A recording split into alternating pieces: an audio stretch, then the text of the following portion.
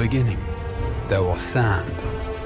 And in the sand, Conan Exiles left footprints of epic proportions, though the road through development was long, with huge tracts of land. Now, the exiled lands have more than doubled their original size, and is no longer a mere sandbox. The Frozen North update added snowy peaks and fertile highlands, and at launch, the humid swamp and smoldering volcano are introduced. With such a large-scale world, traversing it can be time-consuming. But if you're able to find the recipe to construct the map room, you can fast travel to certain waypoints located around the world.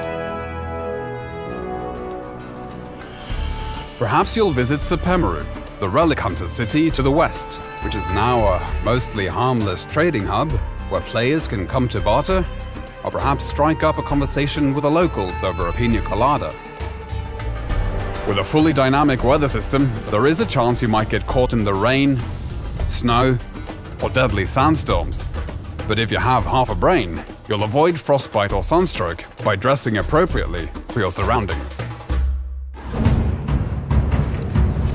The world is filled with dangerous monsters and other humans, as well as challenging world bosses and deadly dungeons.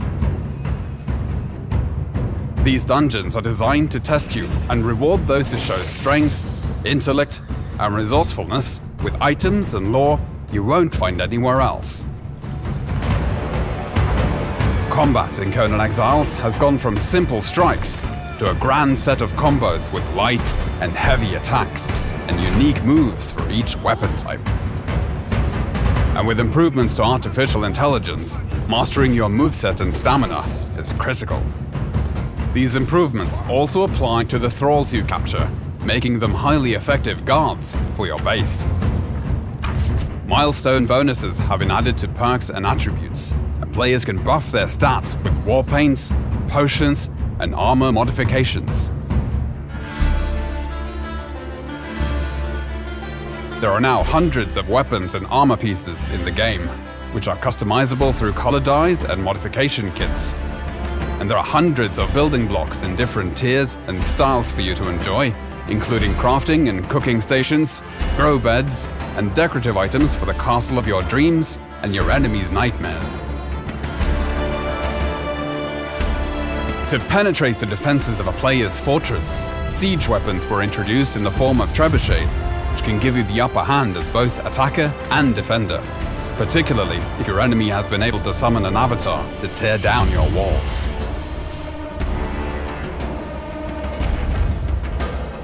With the ability for players to climb any structure or cliff face in the game, necessary defenses like siege cauldrons and crenellated walls were added.